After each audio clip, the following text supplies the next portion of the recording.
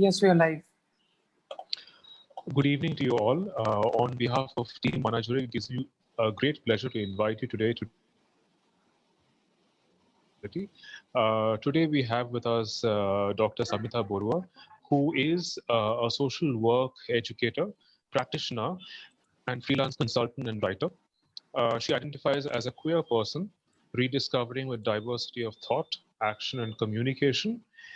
She has worked in the social sector, media, and academia for the last 18 years in Assam, Nagaland, Bangalore, Madhya Pradesh, and currently teaches social work at Nehu at the Tura campus, Meghalaya, as an assistant professor.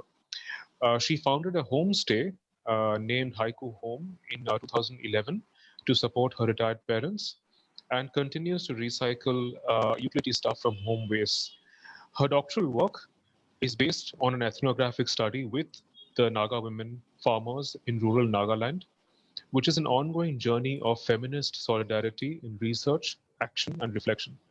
She studied philosophy and social work for her graduation and post-graduation in Delhi University from 1997 to 2002, and then completed a PhD in social sciences from Tata Institute of Social Sciences in 2018. She has published a few academic journal articles, book chapters, and more than 75 to 80 media articles in print and digital media from Northeast India. She received the Ralph U. Stone Memorial International Humanitarian Award at CDPA Washington, USA in 2007, CSA Good Food Media Fellowship in 2015, and the Girls Summer School People for Planet Fellowship at the Chulalongkorn University, Bangkok in Thailand in 2017. Her current work is focused on building a queer brand called Queer Up to connect people, professions, and profits for a sustainable future. Today, her talk is entitled Loosen Up the Knots and Intergenerational Acceptance of Alternate Sexualities. So welcome, Dr. Barooah, to this talk. We look forward to listening to you. Thank you. Thank you, Kiran. Shall I start? Yes. Okay. Please do.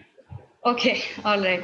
So this seems like a very unconventional start with a huge bio, almost like reading out a CV. But it's important to locate where I come from, what are the different thoughts and processes that I have gone through. And I think Millie is the one who inspired me a lot. Just a week back or something, who said that, loosen up.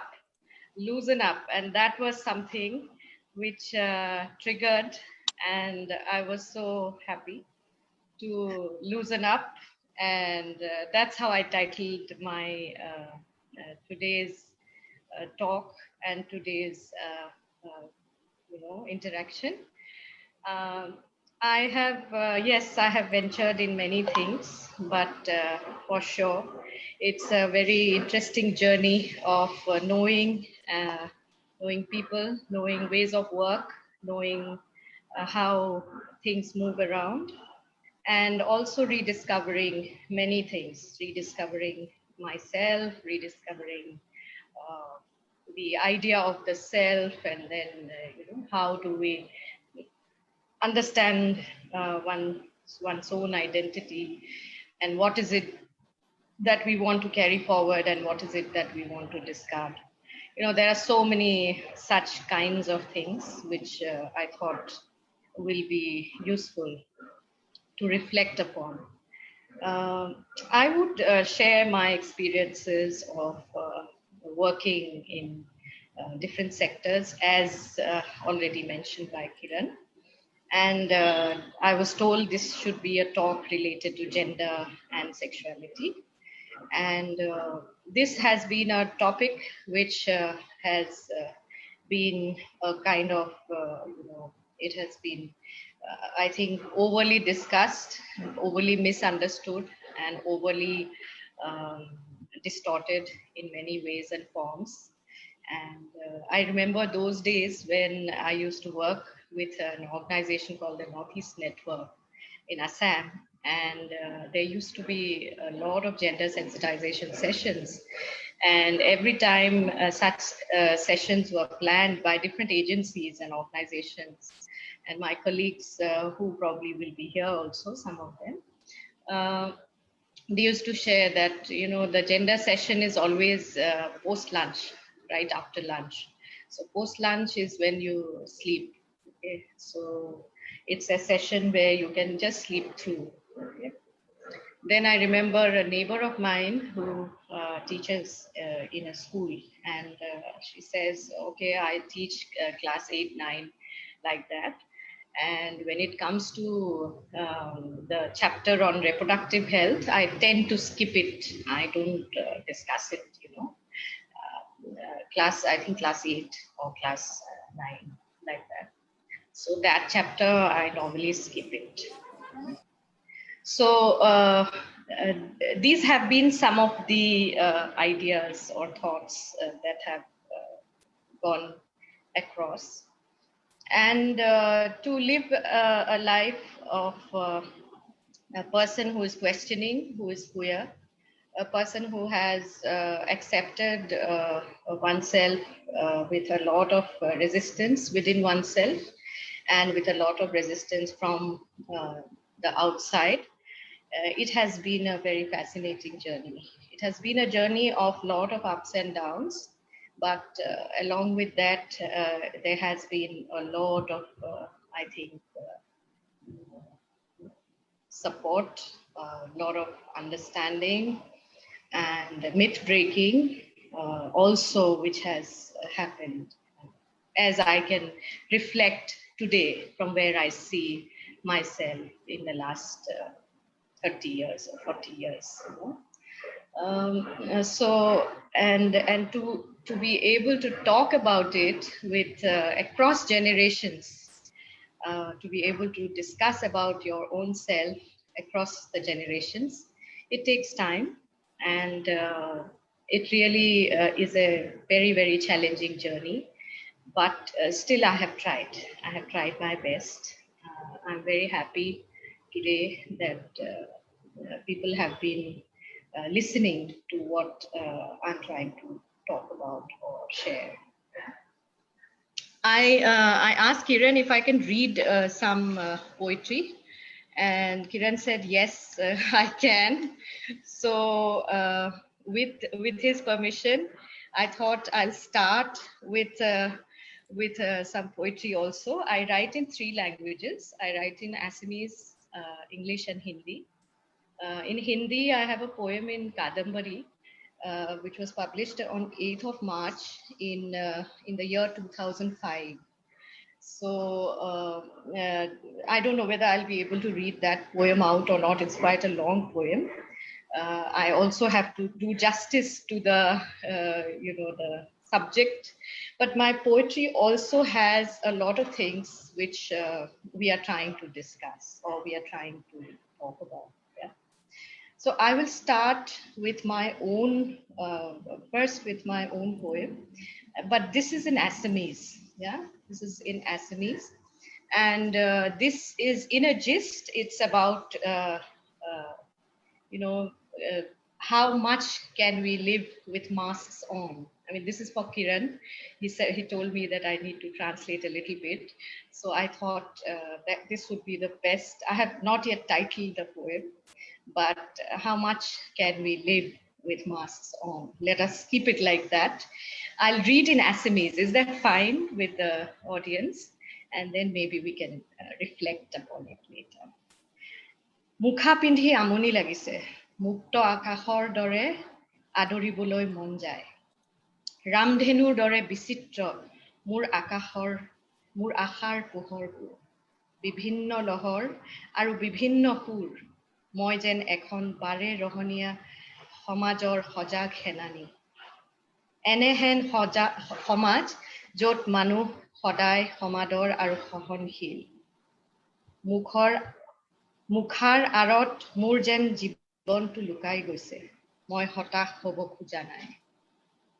সমাজৰ বহু ৰূপ, তাৰে এটা বিকৃত আৰু উদং কেঁচা তেজ বৰণীয়া, কেতিয়াবা আকৌ ক'লা।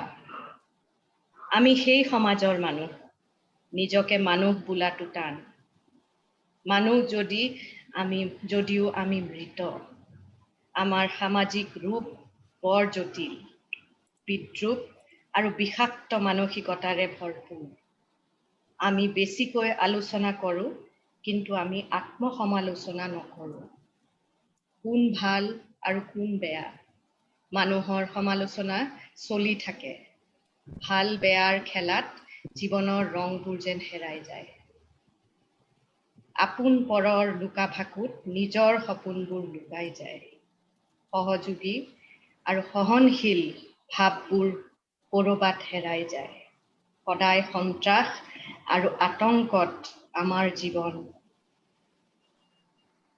হেঁপাহবোৰ নীৰৱ হৈ যায় নীৰৱতা আৰু নিষ্ঠুৰতা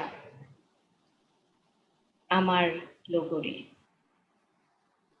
আমি যেন সদায় নিমাত নিবস্ত্ৰ নিৰস্ত্ৰ আমি যেন নিকা সমাজৰ নিৰৰ্থক এটা ক'লা দাগ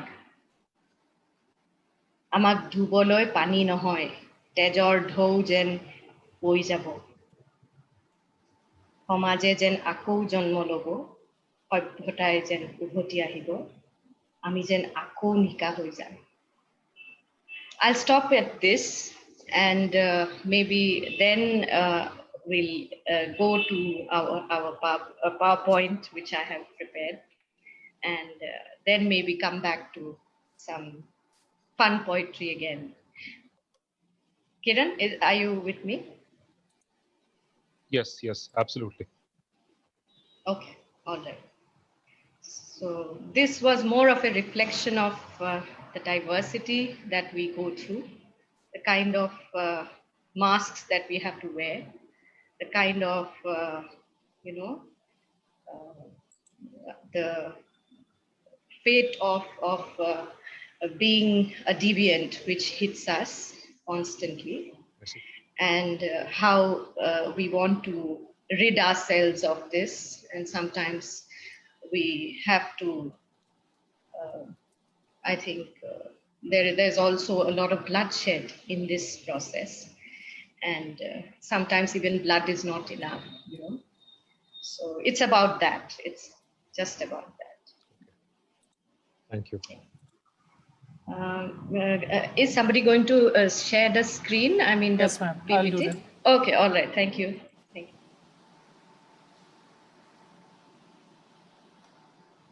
Can you see, ma'am? Yes.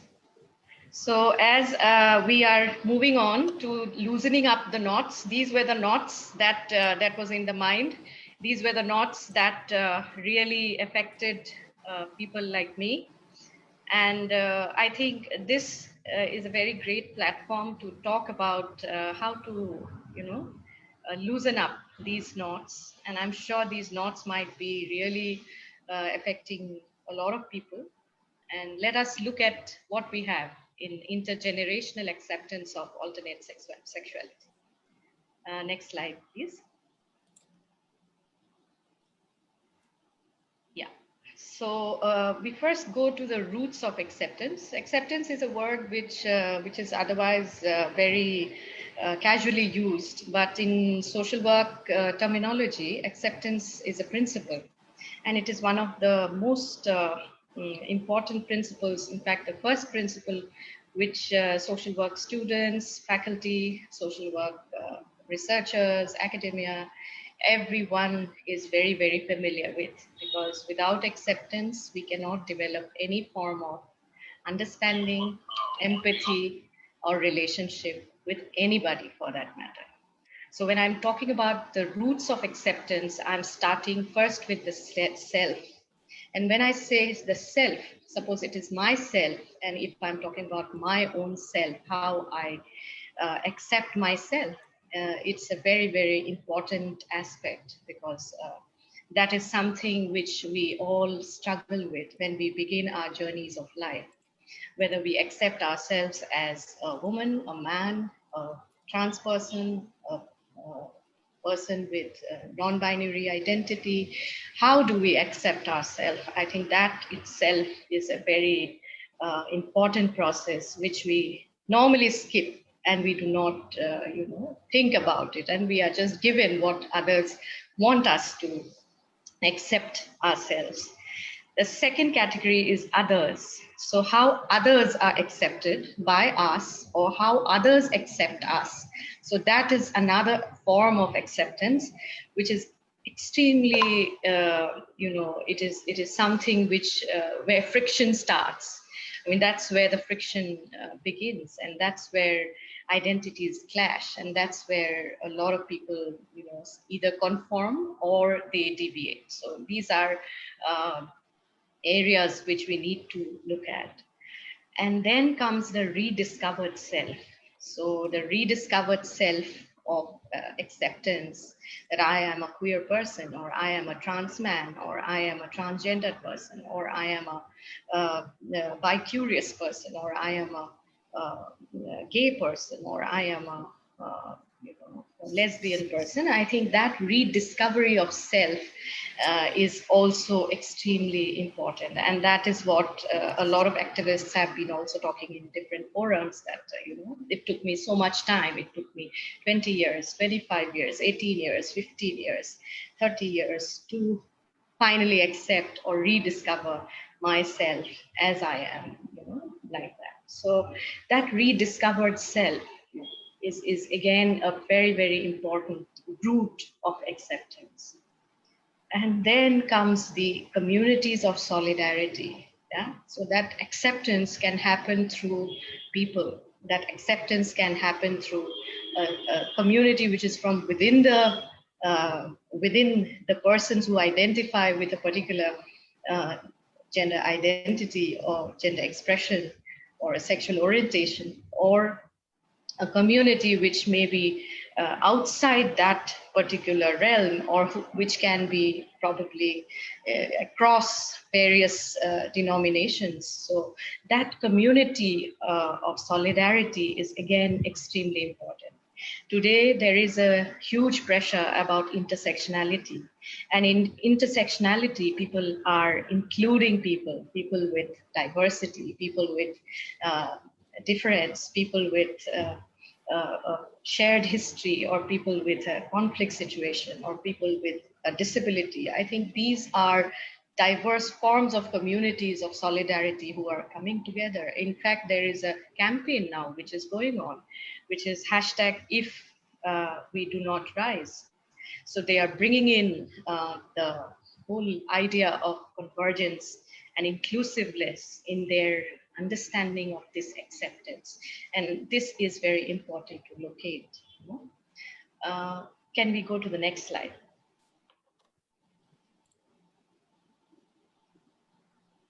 So when we talk about intergenerational acceptance, we are talking about how the resistance of one generation actually molds the acceptance of another generation.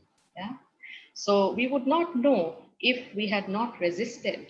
We would not know if we had not discussed about our uniqueness, queerness, our diversity. We would not have known that we are slightly different, that we are not to be locked up in one of the boxes. We are not to be dragged into a particular category. If that resistance of self-discovery, if that resistance of understanding one's identity, expression, and orientation doesn't come across, then we will not be able to build the acceptance of another generation who may be like us, or who may be even more diverse than us. Yes.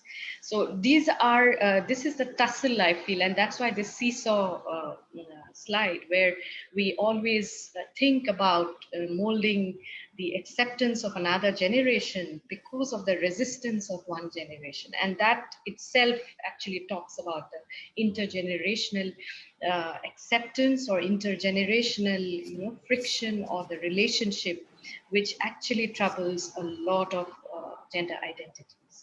Next slide, please. Well, sexuality, there's a lot of misnomer and a lot of problem with this term. People don't want to spell it out. People don't want to talk about it. I remember somebody sharing in my family itself, oh, you didn't get any other topic to talk about. That was a comment that I received. Oh, okay, so somebody is curious, somebody is ashamed, somebody is really uncomfortable about sexuality. But sexuality has all these multiple layers which is embedded within it. And one most important layer is about one's personality, one's self-image, one's sexual attraction, whether it's about themselves or about others, one's sexual orientation and their gender expression. Somebody might disagree with me, but this is what I felt sexuality is all about. Can we go to the next slide? We are talking about alternate sexuality. So when we talk about alternate sexuality, what comes to the mind? And what is it that really, makes us think that, okay, what is there beyond the binaries? And when I'm saying binaries, it is the heterosexual binaries, the opposite sex attraction, the opposite gender identity attraction, and there are so many such kind of things. So as I thought through, I was thinking about non-normative identities, beyond the binary identities. These are again part of the understanding of alternate sexuality. Transitional, I am gay now, but I may be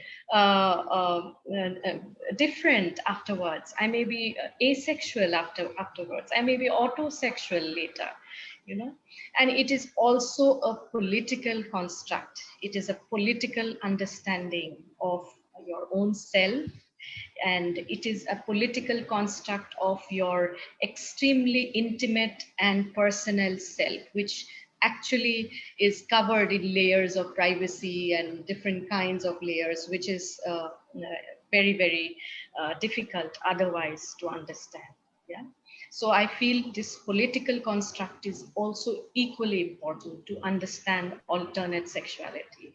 And queer, when I use the term queer is somebody who is which is an umbrella term, which is, I think Anajuri has done an excellent discussion on queer, the whole genesis of queer, the term queer. So I'm nobody to give any more definitions or any kind of background on the understanding of queer. But definitely when we are talking about alternate sexuality, we are bound to refer to the term queer, because it is definitely non-normative, non-binary, and non-heterosexual. So this is another understanding of an alternate sexuality. Can we go to the next slide, please? Well, this is a discovery. I have given the link also. You can always yourself read up on this particular understanding of alternate sexuality. But as I have kind of read about it, I'm just presenting it according to that particular reading. And there are 11 types of alternate sexuality. So these include different kinds, different types, which can, maybe there are more, but this is something which I have come across, and I thought this might be useful for all of you to reflect on, or to understand, at least open up the debate related to alternate sexuality. So there are different types, and sapiosexual, objectum sexual, gerontosexual, autosexual, homosexual, scoliosexual, demisexual, zoosexual, metrosexual, cupiosexual, homosexual. I think these are different alternate sexuality types, which are listed, noted, understood, practiced, which probably could be very, very interesting to understand and explore. How people satisfy oneself, how people are embracing the postmodern understanding of sexuality, how people are understanding sexuality in terms of the intergenerational gap as well in Geronto sexuality. So these are different ways that one can understand one's own sexuality. Next slide, please. Yes, so here we come to the right to privacy. So this is something which constitutionally has been ensured by the Supreme Court of India also in 2017 with a judgment. And right to privacy was a huge battle which was actually won by the homosexual community, I should say, because it has helped them to understand the kind of personal liberty and the space that people look for when it comes to sexuality. So the fundamental right protected under Indian Constitution is the Article 21, which talks about right to life and personal liberty. So this is something which is extremely important for every human being in the context of India, and that is something which we need to focus on. Can we go to the next slide? But is it enough? This is one question that I have in terms of these issues. And we are struggling. We just got legalized in 2018. Article 3, Section 377 has been repealed. And then there is a whole debate around the Protection of Transgender Persons Act 2019. But then there are a lot of number of incidents which are occurring even within the current regime of so-called legal support that is there within the judiciary and within the structures of our society that we have. The constitutional provisions, inclusive policies. When we talk about inclusiveness, what kind of inclusiveness are we talking about? Workplace norms, are they different? Are they changing? Is there a scope and space and safe space to discuss about your own self? Social justice support system, because a lot of social justice support system functions which is outside the Supreme Court, High Court, lower court, or other such legal spaces in our context, in the context of the Northeast. Communities within and outside awareness and acceptance. So when it comes to alternate sexualities, are the communities from within the homosexual group or the communities who are outside have enough acceptance and awareness? And then comes the very basic fundamental issues of health, education, employment, and social security support systems. Are these enough? I cannot comment on this. There are a lot of issues related to this. I think all of you are, maybe you have experienced, maybe you have been reading about it. Maybe there are a lot of articles which are already out in the open about these issues. And I'm definitely sure you can explore those and understand how these things function and whether these are enough for a person with an alternate sexuality. So this is another aspect which could be an area of research, which could be an area of awareness, which could be an area of understanding and some sort of intervention, some sort of interesting way of working. So these are my thoughts. And can we go to the next slide? Well, so that's how we need to loosen up the knots. And well, this is my, I think I have knotted it up more. Maybe it's knotted up more and maybe you can help in loosening it up.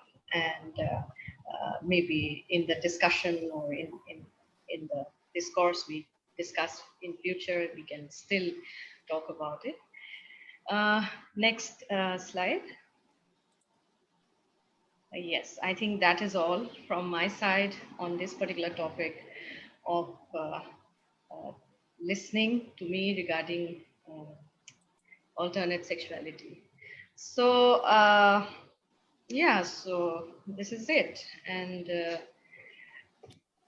Kiran, how do you want to take it forward? Do you want me to read some more funny poems or Thanks a lot. Actually, I was just open going it to up? ask you. I was actually going to ask you to read some more poems since you promised us multilingual poems. So you have to read us some more poetry, maybe in Hindi and English and everything. Yeah. Okay. Okay.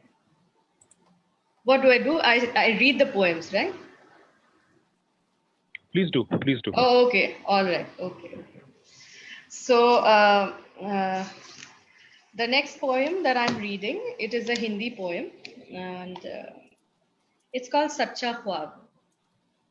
क्या ये कोई ख्वाब है नीचे झुके तो देखा हर तरफ हरियाली जैसे फर्श पर हरा कालीन बिछाया हो साथ में रंगीन फूल और बहती नदियां हंसते हुए पेड़ों की शाखाएं खींचते हैं अपनी ओर यहाँ आसमान बहुत नीला है मिट्टी की सौंधी खुशबू बहुत नशीली है आगे बढ़े तो देखे खिले हुए चेहरे और कुछ खुले हुए दिल जिनमें है अपनों की पहचान मिल बैठे कुछ देर खुशी के माहौल में आगे चल दिए कुछ और तलाशने अचानक मुलाकात हुई कुछ रूठे हुए दिलों से नाराज थे उखड़े हुए मिजाज थे उनके आंखों में नफरत की आग और दिल में बदले की भाव बारूद और खंजर से सजे हुए थे वो मैंने दोस्ती और अमन का पैगाम सुनाया भड़क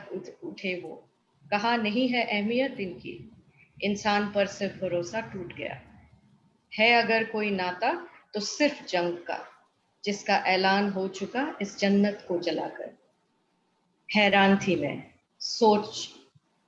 सोचा क्या यही है वो खुशियों की जन्नत जहां कभी इंसान बसते थे मैं अपने आप से भागने लगी पता चला ये एक भयानक ख्वाब था जो अभी अभी टूटा ऐ काश ये सच्चाई होती और मैं मना पाती उन रूठे हुए दिलों को शायद रंजिश को राहत में बदल पाती This was published in on the occasion of March 8th in 2005 in Kadambini. This is a Hindi magazine, and I'm very happy that they took this poem.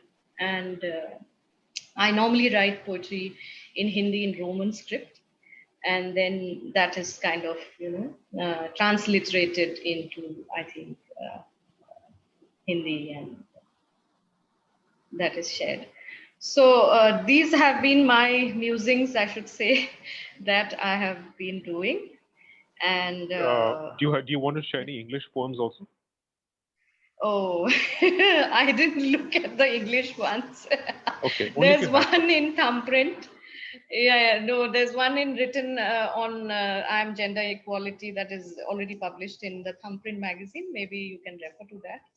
And that is available online also, and many in Assam Tribune, but those are like very old and things like that. So poetry has been really long, but today I was just triggered to share some poetry. I have again some two-liners, Assamese two-liners, but fun ones, which again shows the dichotomy and shows the queerness in my thoughts. So that's what I thought it might be useful to read them. So maybe if there is somebody who understands Assamese and English, maybe can do the translation or whatever. I don't know. It could be. These are two-liners. Okay, so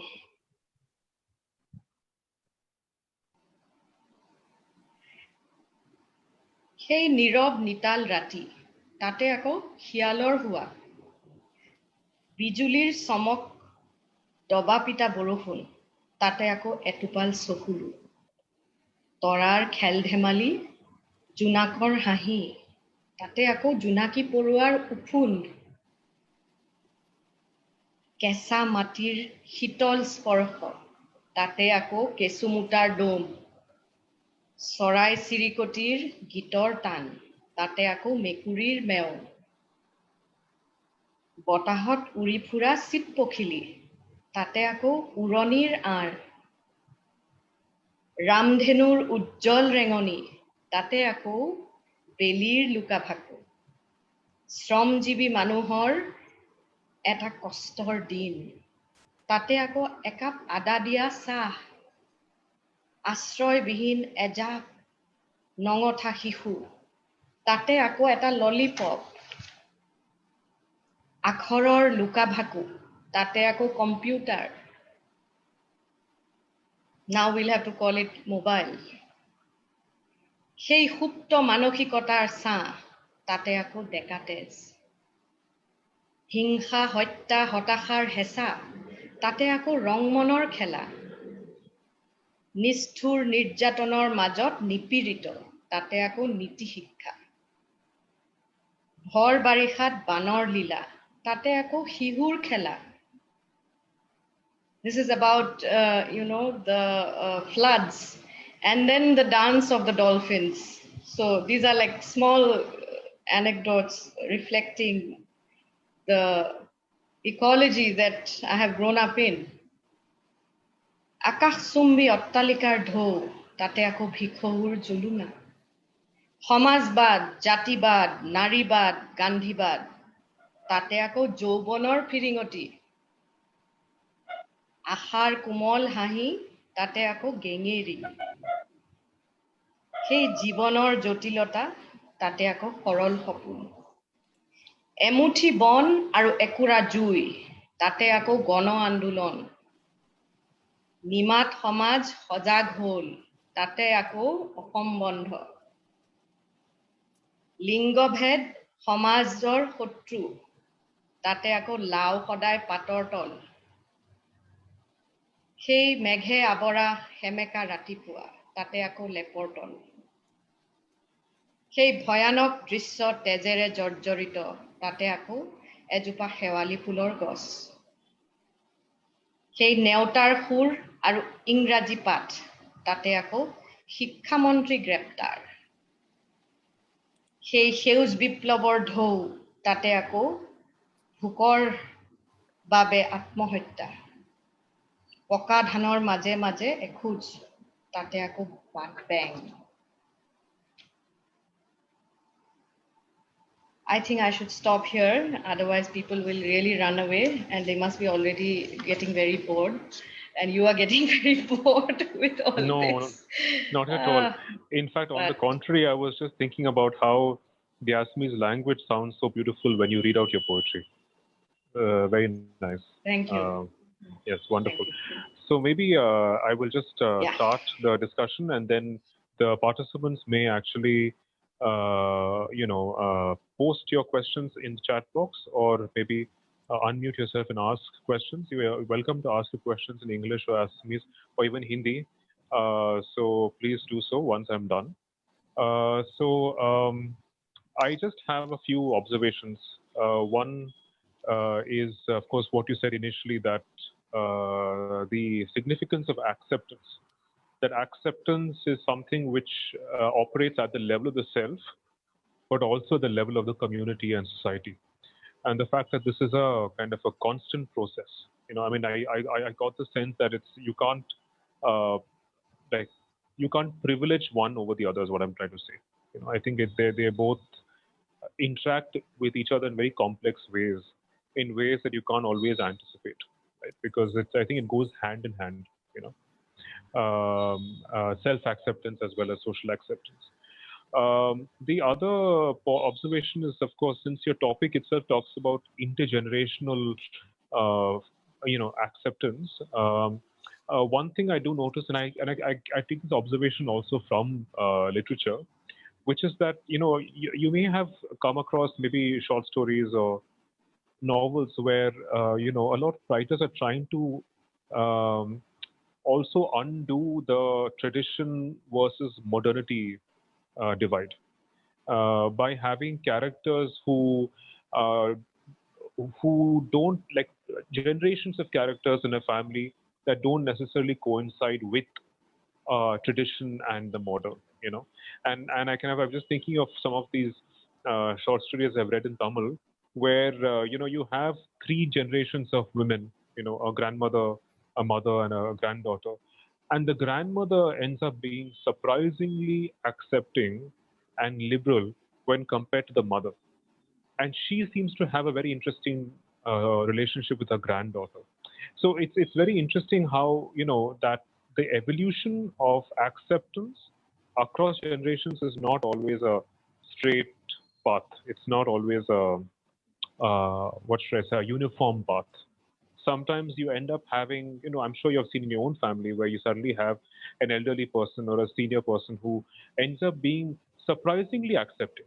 You never expected it, but you end up finding someone who's a lot more open and liberal than someone who's younger. You know. So I mean, I'm not sure. Maybe if you want to just comment on that as just an observation. No, you are right. I mean, sometimes we think that the older generation may not accept the way we are, or even that cuts across genders as well. Yes. Like sometimes we think that maybe my father will not accept, he being a patriarch, he being a male, he being the alpha male, and all kinds of things like that.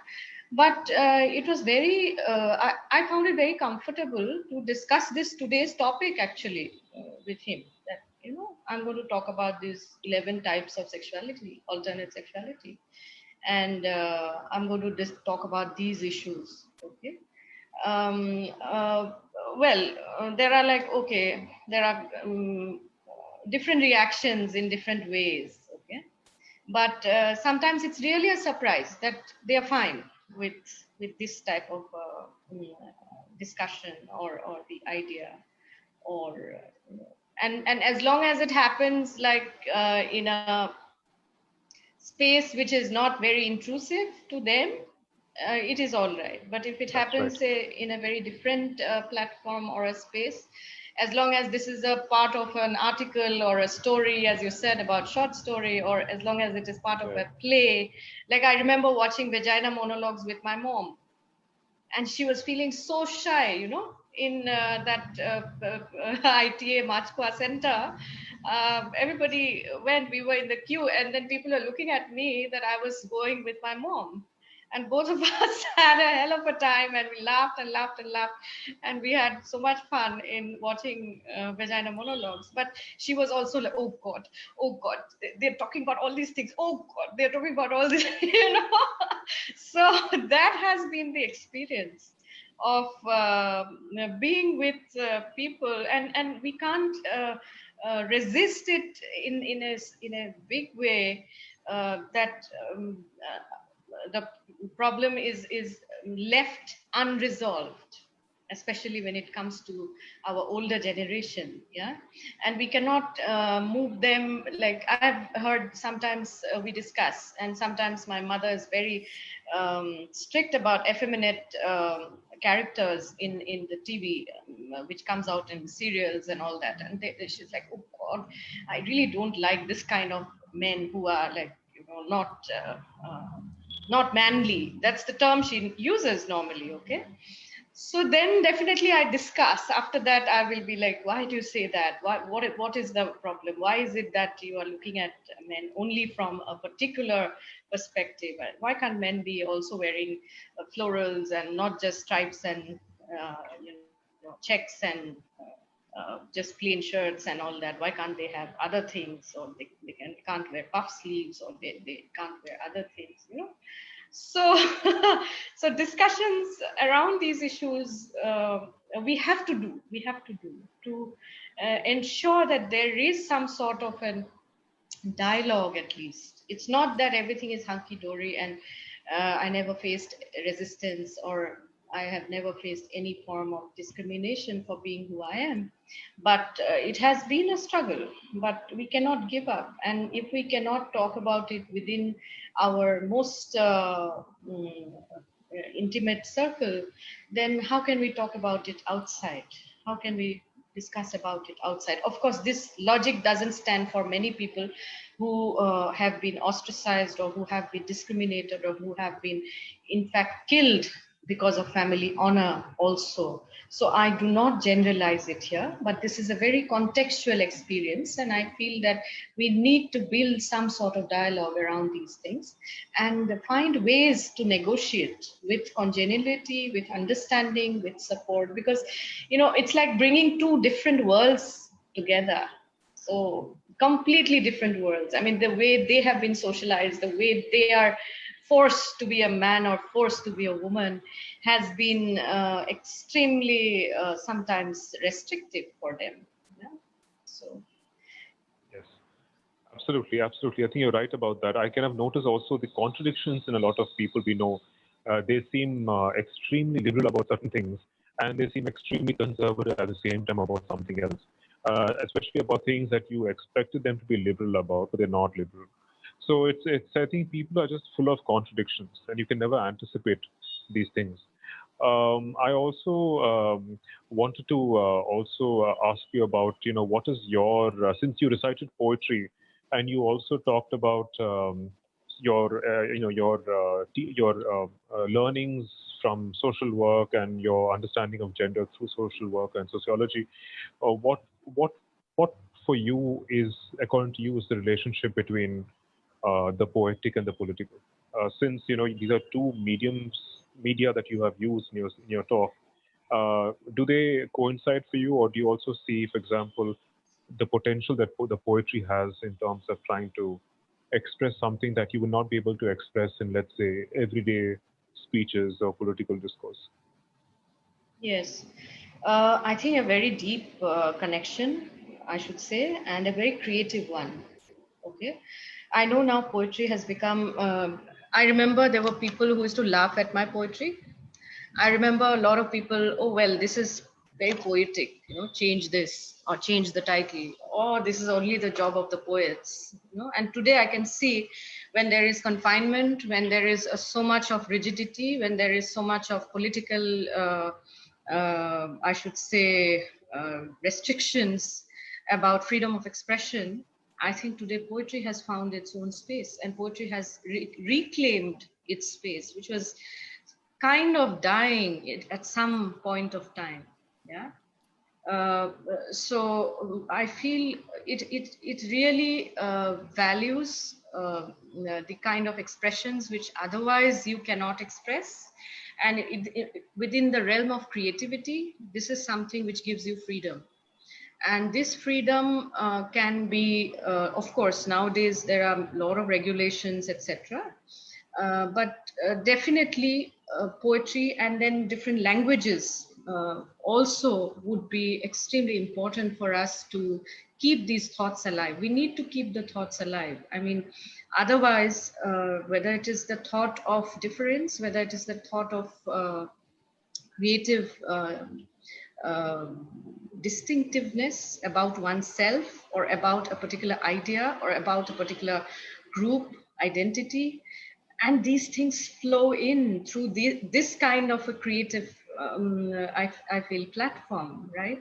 And now of course we have the other thing, the conversation and the social media and platforms like these, like the online things where you need to be careful, you need to be very, very measured and things like that. So here also poetry is finding its own space, and I feel this has to go on. It can't be something which we need to only reflect when we are in a good mood or a sad mood, or we are in a part of the day when everyone else is sleeping, or we are just not bothered. So I feel the political, the poetic, and the professional, the three has to merge. Yeah, so because you talked about social work, and I feel social work is a context which dwells into the personal, the political, and the professional. So all the three layers are integrated, they are intertwined. So how do I become like three separate boxes? I don't see the difference. I see all the three together. And when all the three together comes, that's when awareness comes, advocacy comes. That's when actually scope for dynamism comes, scope for building new ideas comes, new interventions comes, because we need new interventions. There are organizations which have been talking about awareness, training, capacity building, awareness. Well, beyond that, what else, right? I think Millian has been one of the greatest examples of living. He's been a living truth. He's like, somebody that he is Millian, and no questions. Like, he knows what he is and how he has transitioned and how he has accepted, like I was talking about the rediscovered self, acceptance of the rediscovered self. I think no better person than Millian. Millian probably would like to come in. I can see his face. Yeah. You're mute. You have to unmute. Priyanshu go on forcing me to put my video on. He's like disturbing me. So I was trying to Okay. listen. At least one person has to say good thing about me. Everybody generally complain that I am very pushy. So good Yeah. to hear at least somebody appreciate me. Generally I always hear complain about me. So anyway, I mean, it's great to see you loosen up, that untangling. And and I have another friend in US, and I told you, I think he's now it's he is just similar in academia. Think too much, always thinking. I'm like, come on, you don't have to write a paper about you coming out, right? It's right there. So, Yeah. so I'm so happy to see you happy and loud, and you are coming and talking about this. I thought that you will talk some theory, but you just talk about yourself. I'm very proud of you that you are Thanks, out in Midin. this, and having a discussion. I think Yeah. you can continue having various discussions. Yeah. Sure. Okay. Yeah, Kiran. I just had one more question, Samhita, which is that you write poetry in more than one language. You write in Yes. Assamese, you also write in Hindi, and you write in English. So one thing I wanted to ask you, since poetry, your poetry at least, is also talking about blurring the lines between the personal and the political, right? The private and the public, because you're also talking about expressing intimacies and your right to intimacy and the need to drop masks through poetry. I was wondering, since Assamese is not a gender marked language, as far as I know, it is not marked by gender. Do you feel like Assamese has can give you that license, that greater freedom to be able to talk about gender and also evade gender or maybe go above sexual difference? That is not possible if perhaps in Hindi and English. Hmm. Well, I have not thought about it, but Yeah. thanks for raising this, and maybe it'll give me a way to think about it now. I have Yeah, because just used, the yes. reason I asked is because I know Tagore has done some very interesting experiments with Bangla in terms of Okay. playing with gender. So which is why I was also wondering if you also play with gender, because you don't necessarily have to mark the subject as female, male, or any other gender. Yes. Well, I think in some of my writings, I have critiqued the kind of gender norms. Yeah. So I've talked about like lingo bhed is gender discrimination is a sin or is wrong. But still we have anecdotes. So anecdotes like Lau Kodai Patortol. And Lau Kodai Patortol is like, the Loki is under the leaf.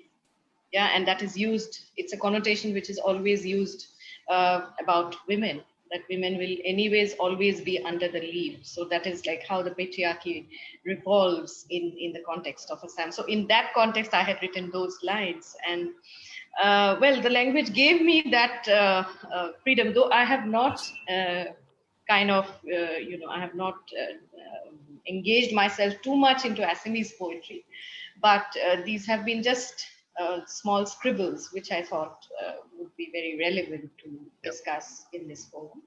But thanks, Kiran, that's very useful. I'll look into.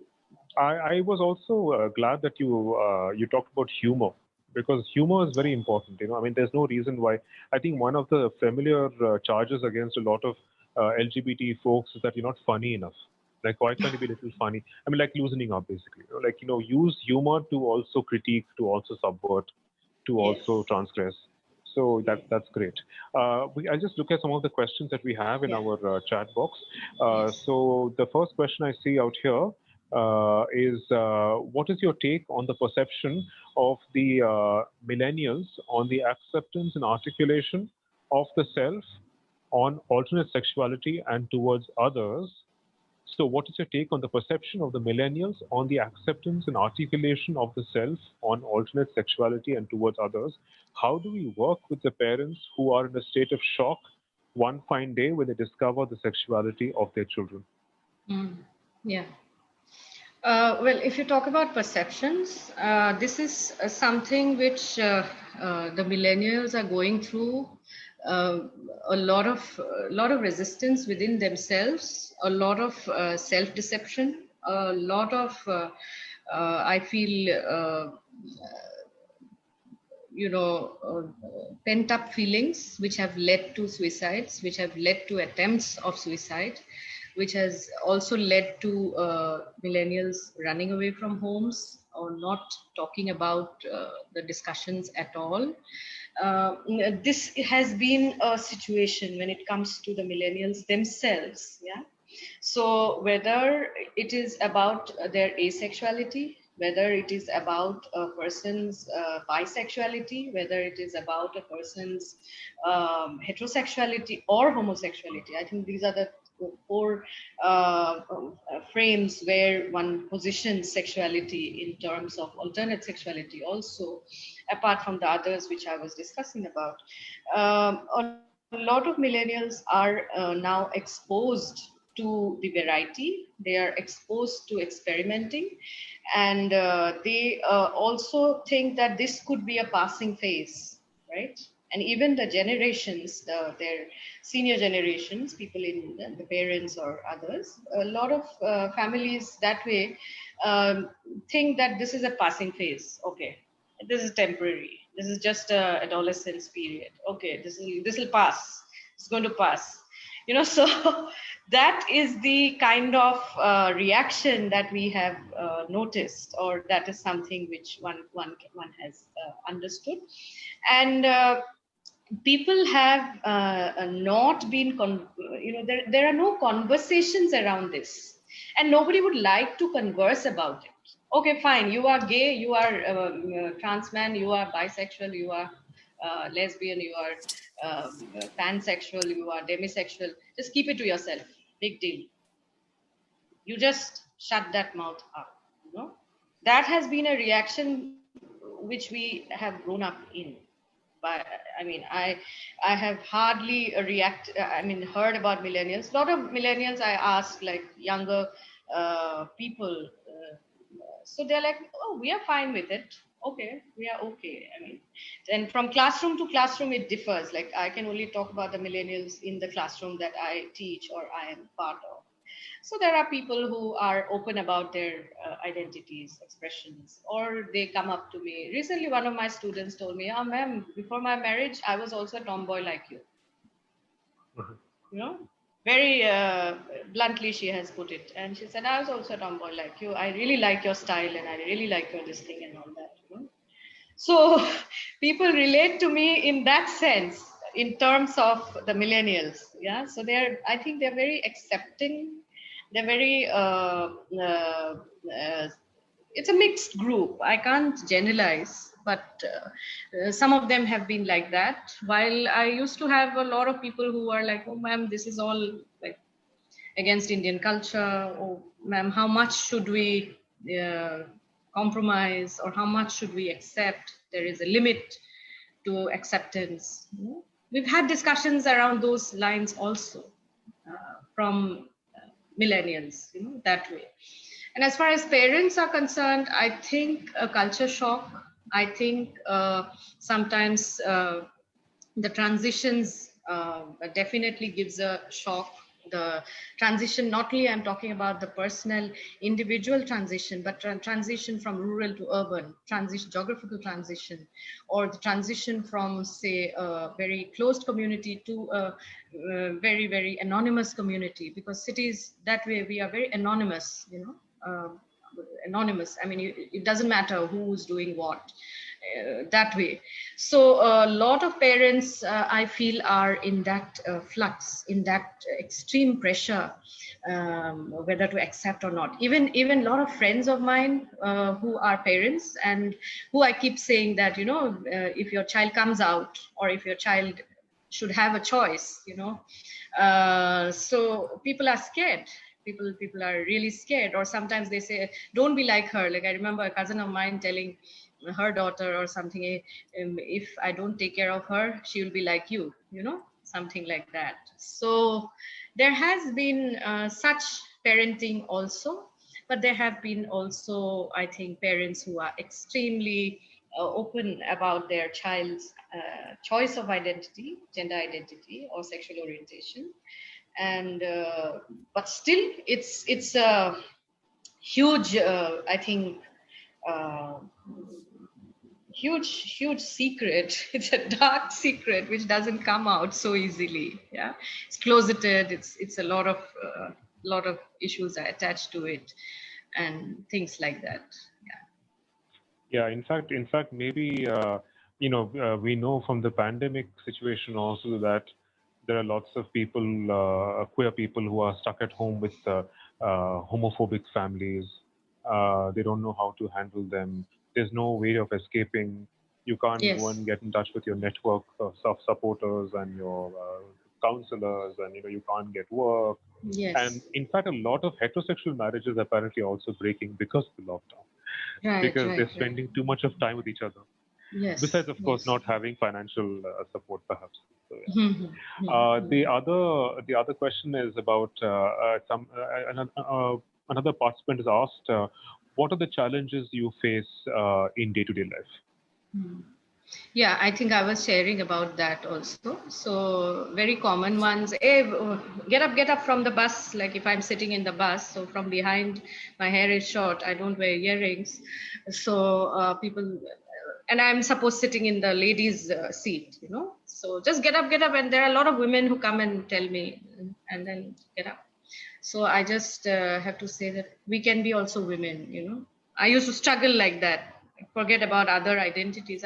Women can also have short hair. So this used to be always a reaction which I used to have, not now, since the 90s, of traveling in TTC buses and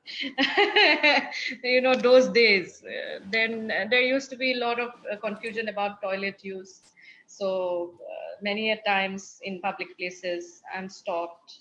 I'm asked not to use the women's toilet, and so people call me Dada, Bhaiti, all these type of things. Then in and sometimes it used to be so frustrating, like, suppose I've gone for some occasion, wedding or something. So, and I used to be dressed like, I'll wear a skirt, because that is how I have to satisfy my family, that I have to wear a skirt. So it used to be those Scottish kilts. So I used to wear that, and then I used to wear a sweater.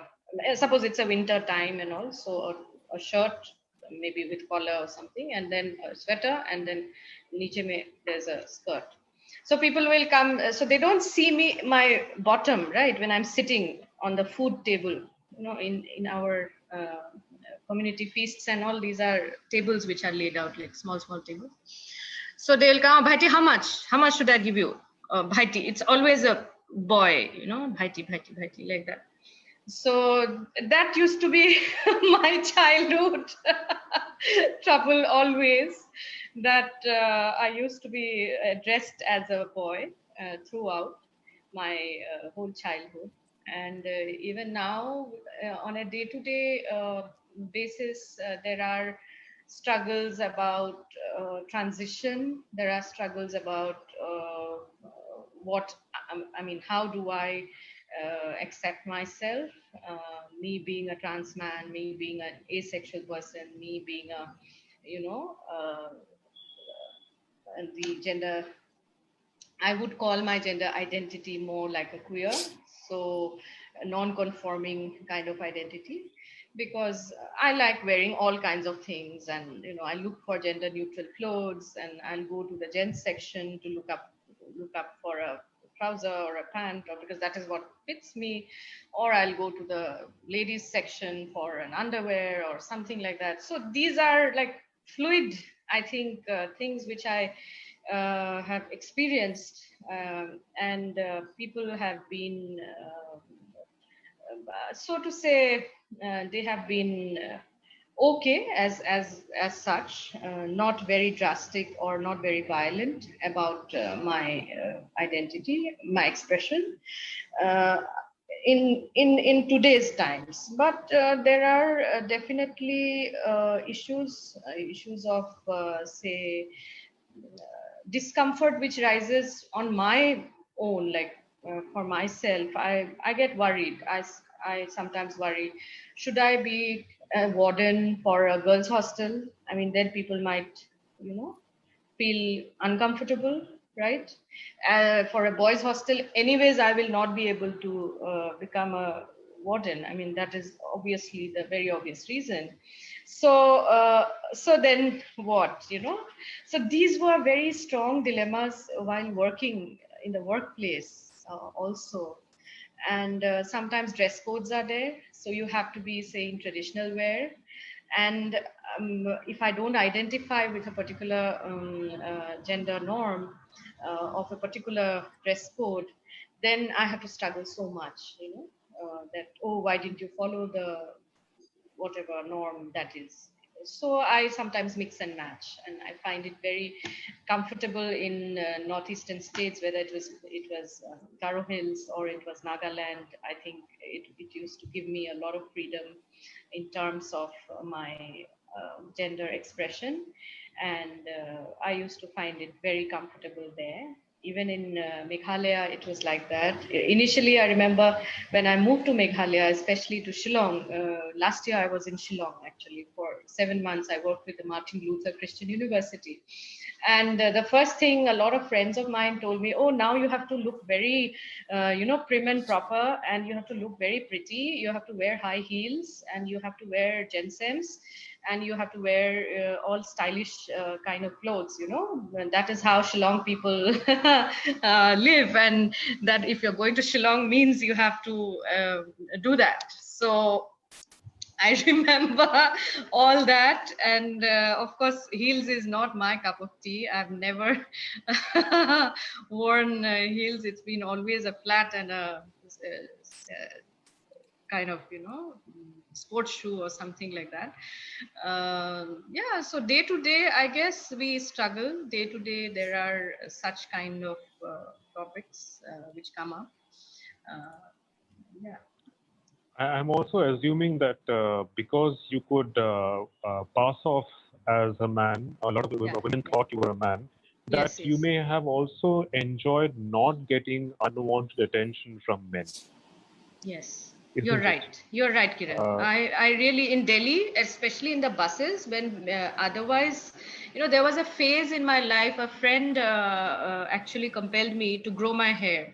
Okay, so she said that I'm going to quit smoking, you better grow your hair. So that was the deal. She never quit smoking, so I also cut my hair. So that was a different deal that we had.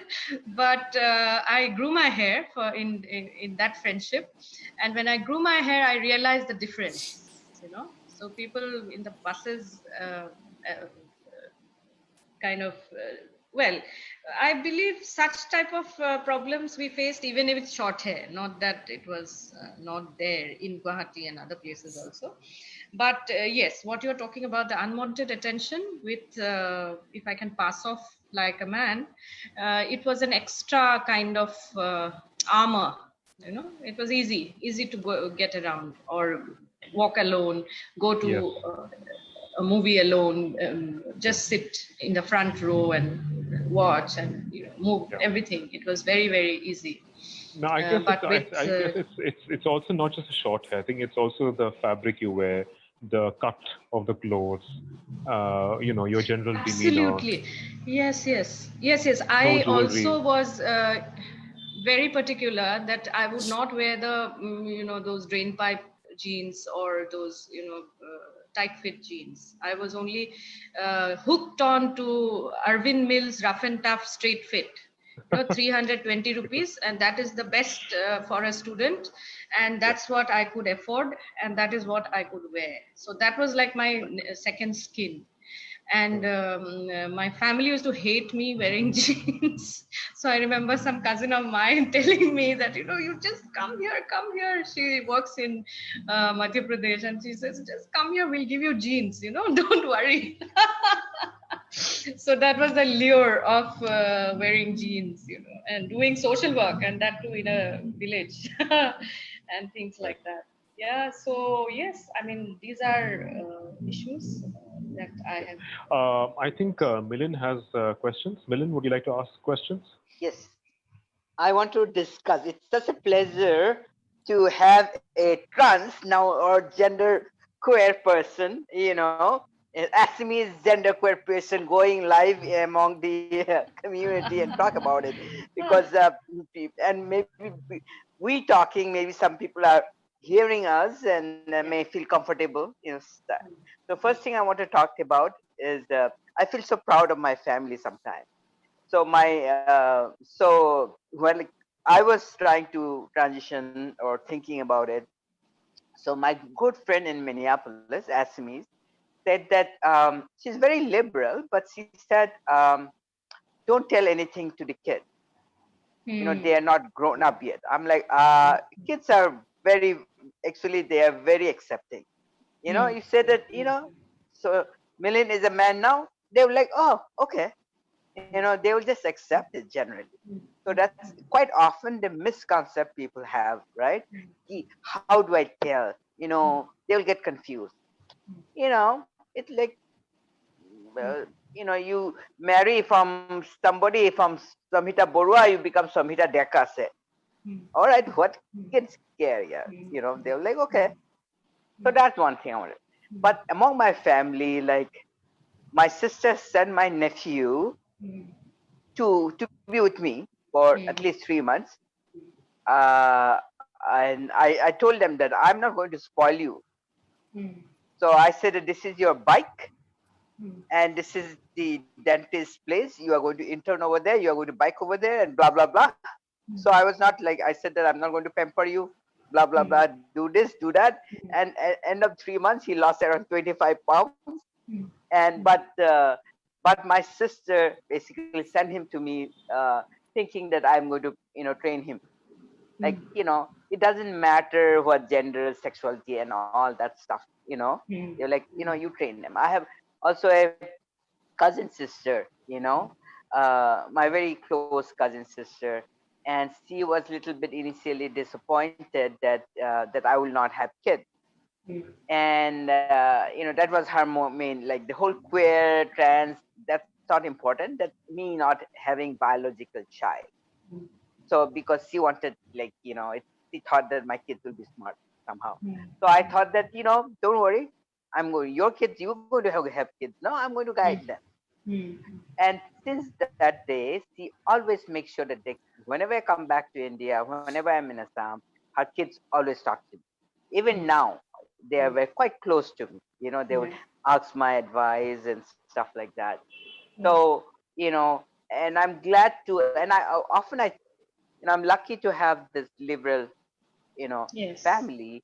Yeah. Uh, so, and quite often I think that most Assamese are like that. But when I listen now that no, even your parents were quite accepting and nice to me, knowing that I am transgender, right? So maybe I'm making your door a little bit easier, but I think they are not okay with their own daughter. So, great to have this discussion when you are saying, like, as what you facing in your transition, in your journey, and what I'm seeing too, and the whole thing about this voice. And for me, I in the US, Millie, the name Millie, you can have Milli Vanilli, right? So a male can also have the name Millie, so it doesn't matter. And we say in Indian accent. Only reason I changed my name, okay, because I was like Millie Ba, Millie Pehi, Millie Omo, Yeah. Millie Jathai. I'm like, oh God. That is the only reason I changed my name to Millen. Good one. Sorry, That's I know. yeah. True. So Yeah. it's like, oh, only Millie Bar, Millie this, Millie that. It's like I didn't have to change my name. And Yes. transition, like the also I reason I take testosterone is because Mm. my voice, because I'm so afraid of going to the bathroom. I always take my female friend, please come with me. And I tell Yes. them that keep on saying something so that people hear my voice. That's before transitioning. Yes. Whenever I have to go to the female restroom, ladies restroom, I am Mm. so afraid of going alone. Yes. I don't like to get hit in by a high heel yard. you know right? With men it will be at least a flat, here it will be a high heel. High heels, yes. I know. Stilettos. Yeah, this women with high Yeah. heel are very dangerous, man, right? So I'll just go on and like Ashley, keep on saying something, keep on saying things so that people can hear my voice. So Right. my transition, my reason of having testosterone is to just change my voice a little bit, Mm. you know, Mm. so that people do not otherwise same thing. If you have to go to flight security thing, they will say, ladies line that side, ladies line. So finally I have to say that I know who I am. Yeah. Somebody doesn't have to tell me that I'm in a wrong line, right? So for me, this whole transition is so easy, and like I feel safer, Mm. Mm. just rather than all this confusion, and life becomes so much easy, you Mm. know. Mm. So Yeah. anyway, let's Yeah. it become better. I'm still trying to push you more. I wish. I sometimes get bored of menstruating. I sometimes get bored of, carrying the breasts all around. It's like, wow. I remember asking another friend, uh, and he says, well, I've got muscles now. And, the breasts shrink once you start the treatment.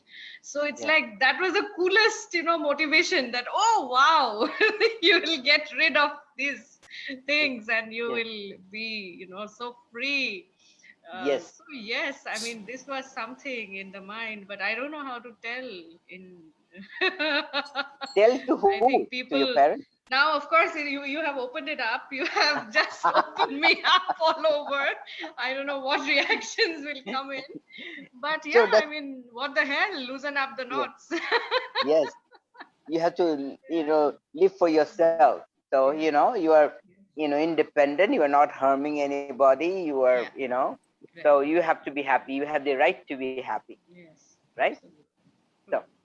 Yeah. yeah, back to you, So are we Kiran. done, Kiran? Yeah. Yeah, thank you, Milan.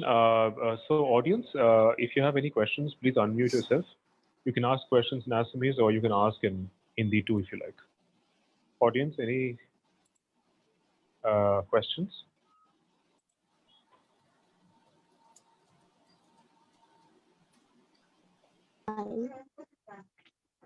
Yes. Hello.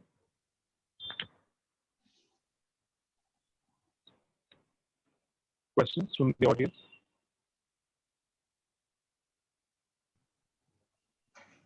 I think we've Yeah, I answered think all. Priyanshu always has some question. Priyanshu, don't you have any question? You have two gender queer person over here. Not today. I'm still learning. What about Kiran yourself? You don't have more questions? I No, can I mean also answer it. I have, but it's all right. I mean I've spoken too much already. Unless somebody else wants to ask questions. I would just Um, ask one question. Yeah. So the thing, ma'am, Yes. have you seen awareness among the elders now? Like, are they accepting? Yeah, yes, Priyanshu, thank you for the question. I think I can tell you, my mother's sitting here only. She's right here. and she's listening. So she's today I practiced what I'm going to talk in front of her, and I told her that you're not throwing me out of the house, right? Or being who I am, you're not kind of, ashamed of me, right? Um, and I think that day, even with some family members, also the same discussion I was talking about. And I won't say that they are fully accepting.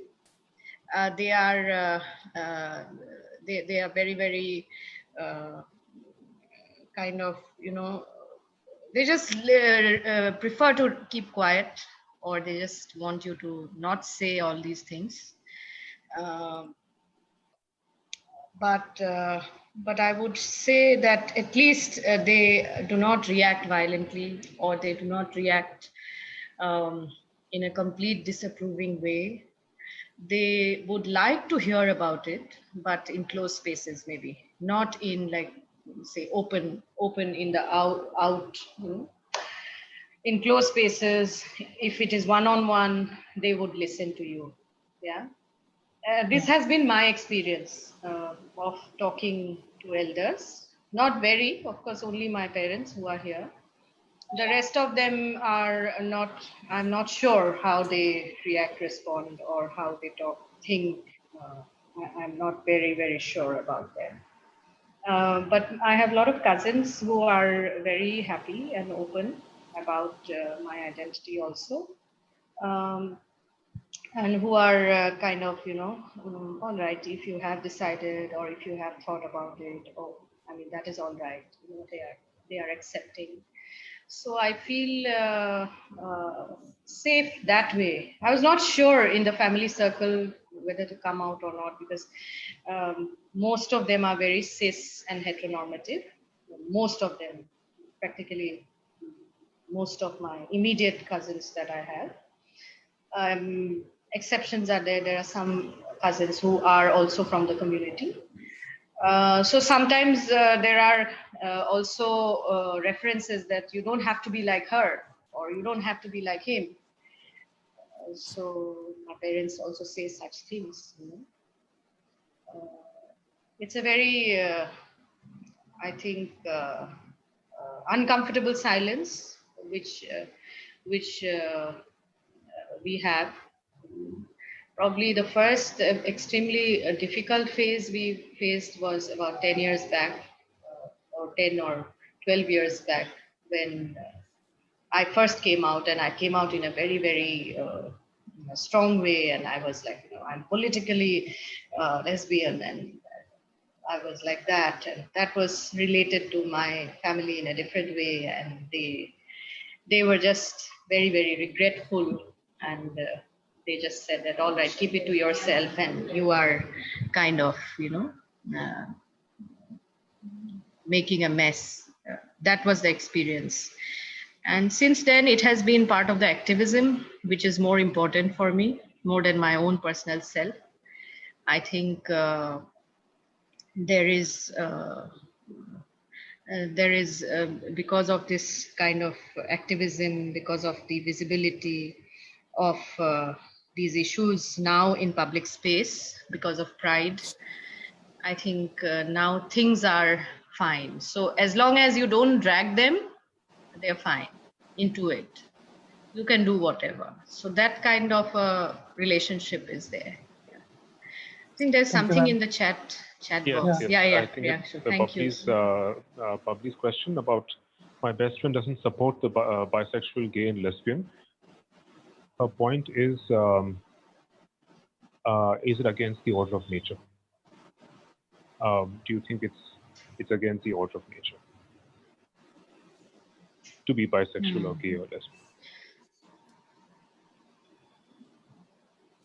Well, this nature, nurture, culture context is very, very important. I would say it is very contextual. How would you like to understand it?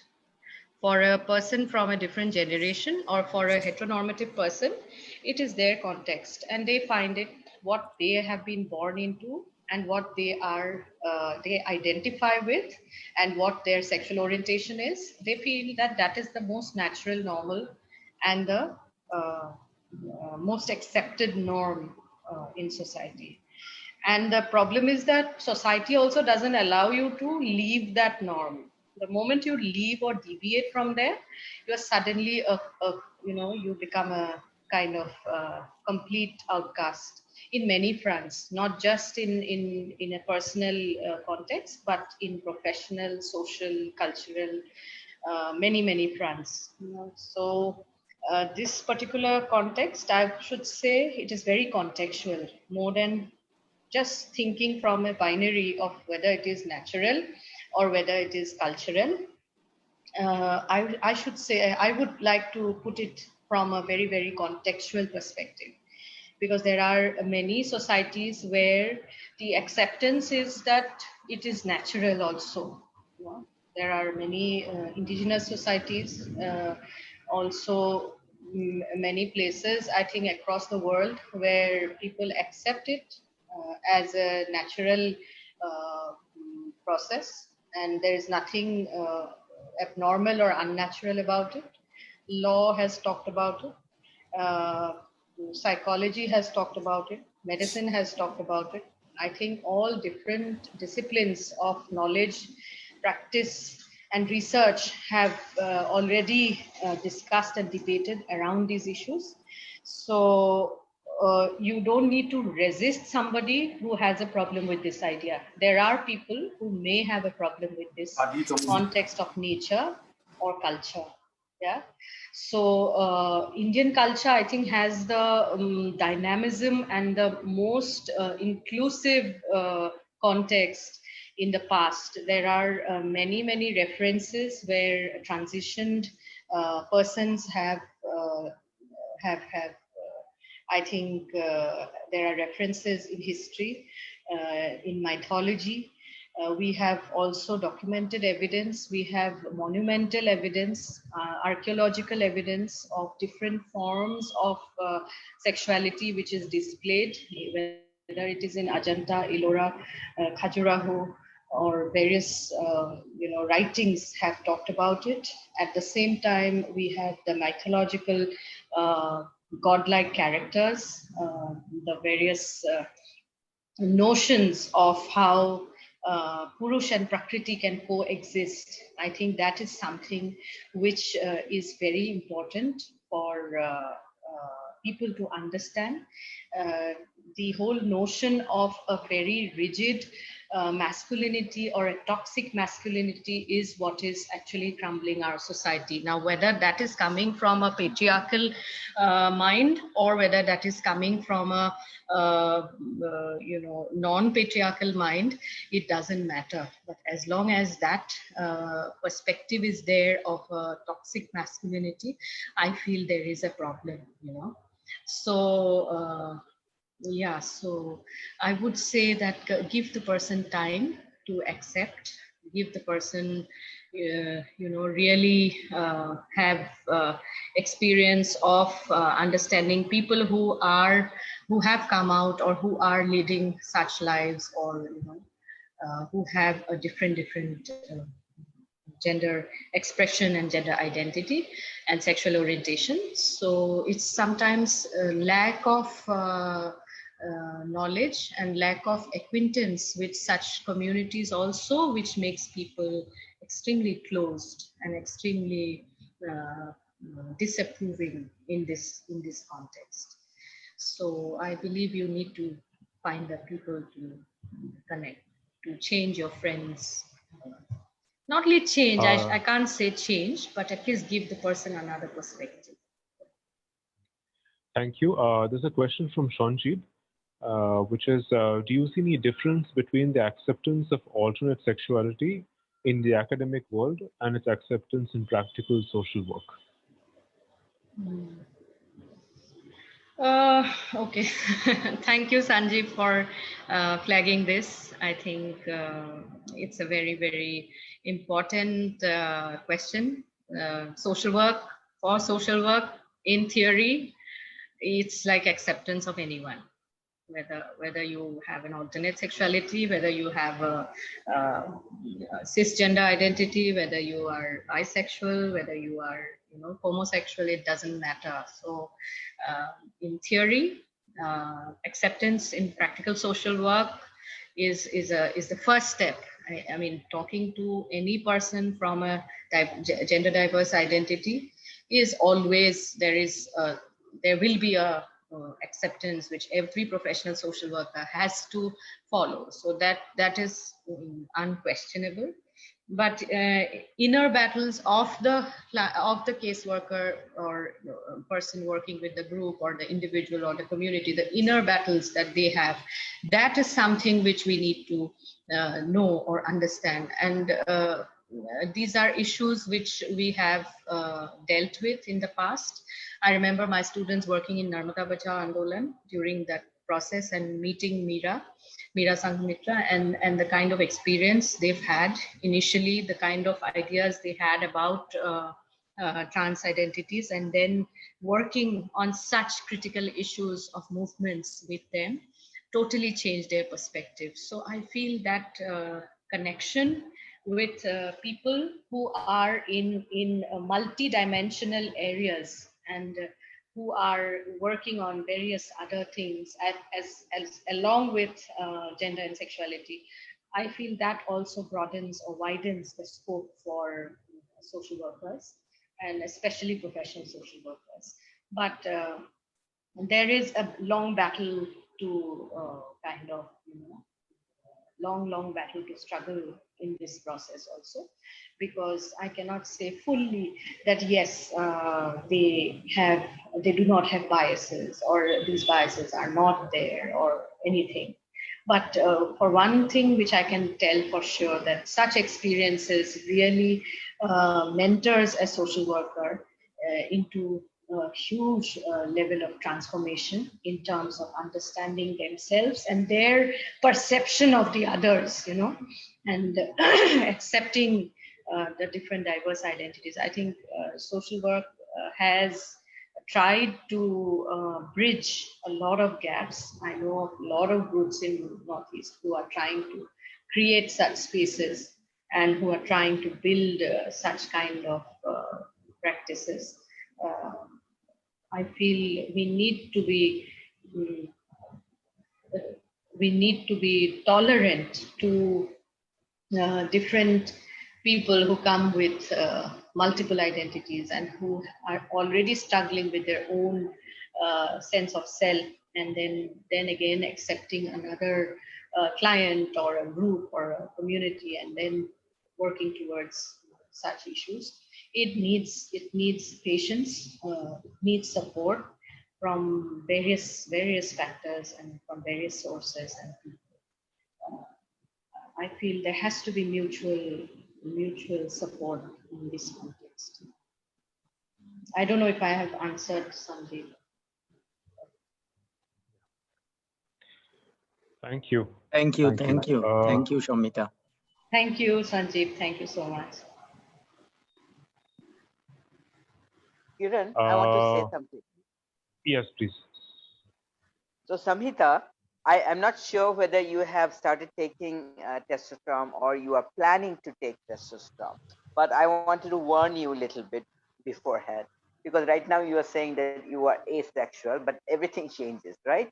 Yes. So, and this was won by somebody else. So now I am become your trans elder, and Yes. Yes. so that's why I'm saying that. So people, do you know that out of 10, 8 transgender men, they become gay or they started dating either trans men or they started dating gay men, by the way. Hmm. Okay. Hmm. And as soon as I Hmm. came to know about this, I was like, I was like having nightmare. I'm like, no, no, no, I don't want to date men. Hmm. So, Hmm. Hmm. but Hmm. and I feel like I already made my parents go through enough, right? Hmm. Like your Hmm. parents is sitting next door, so I'm just telling so that they can also hear this. That Hmm. you like, oh, initially you want your daughter to have a boyfriend, and Hmm. then they'll say no, they're Hmm. lesbian. Then they will say, oh, I'm trans man, and then you will Hmm. come back and say like, I didn't want to go and say that now I'm gay. My parents will have a heart attack, right? So, so I'm like, I was keeping my fingers crossed. But honestly, 8 out of 10 trans men started, and it's all up because of hormone, right? Yeah. In hormone changes. Previously, Right. I remember I hardly got hit on by guys, but I did got sometimes, and I used to get so angry if I get hit on by guys. I get very angry.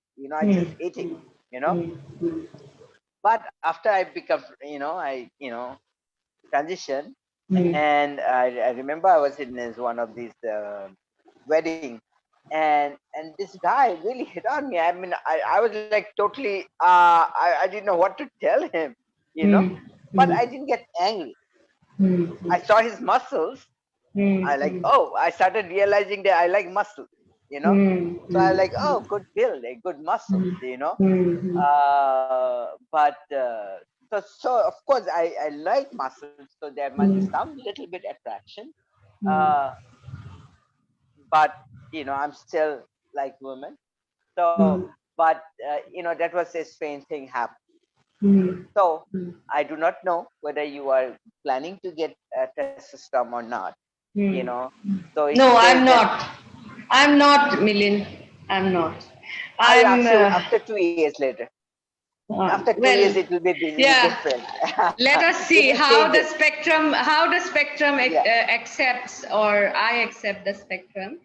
yeah. It goes I on don't changing. mind being Yeah. in this flux right now. The Yes. queerness is Yes. something which is very political for me, and I Okay. feel that we need to have space in irrespective of the struggle and battle which you have won, which is a And huge journey for most of us. It's a story of inspiration for most of us, and but I at was the same time, you know, yeah, yeah, and I was in your place there 7 or 8 years ago. I was right, totally right, like you. right. I was totally like, nope, I'm not transitioning. Nope, I am Yes, fine.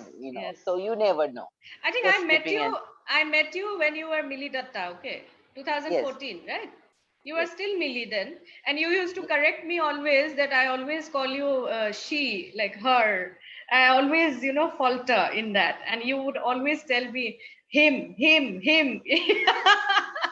So it used to be, it was a very different experience actually. And I remember when you first came, you and Minakshi probably has left now, but both of you had come and you had talked about how we can open up these discussions in TISS, right? And yes, we were very close those days. We would not openly discuss about yes, it. yes, yes, And then you were the first person who came to my classroom, and my students transformed in a second.